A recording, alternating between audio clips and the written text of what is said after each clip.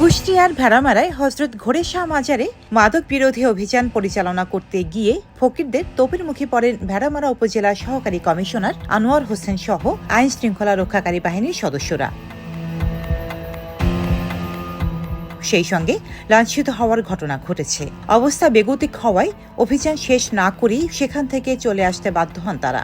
অন্যদিকে মাজারের লোকজনের অভিযোগ, পুলিশ এসেই তাদের উপর লাঠিচার্জ শুরু করে।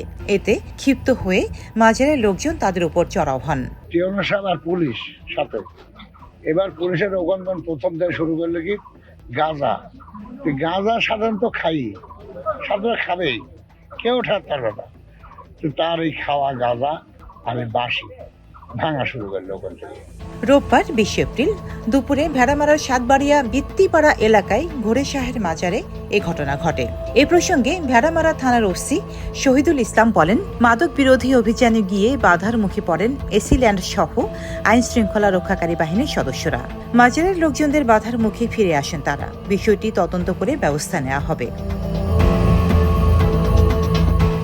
ভেড়ামারা উপজেলার নির্বাহী কর্মকর্তা রফিকুল ইসলাম বলেন, জটাধারী লাল পোশাকের কিছু উশৃঙ্খল ভক্ত আশিকান প্রশাসন কাজ শুরু করার আগেই আক্রমণাত্মক আচরণ শুরু করেন। বাধার মুখে শেষ পর্যন্ত অপ্রীতিকর পরিস্থিতি সৃষ্টি হওয়ার আগেই প্রশাসনের লোকজন ফিরে আসেন। ঘটনার শিকার সহকারী কমিশনার আনোয়ার হোসেন বলেন, মাজারে মাদক বিরোধী অভিযানে গেলে মাজারের লোকজন অপ্রীতিকর পরিস্থিতির সৃষ্টি করেন। ফলে অভিযান পরিচালনা করতে না পেরে আমরা ফিরে আসতে বাধ্য হয়েছি।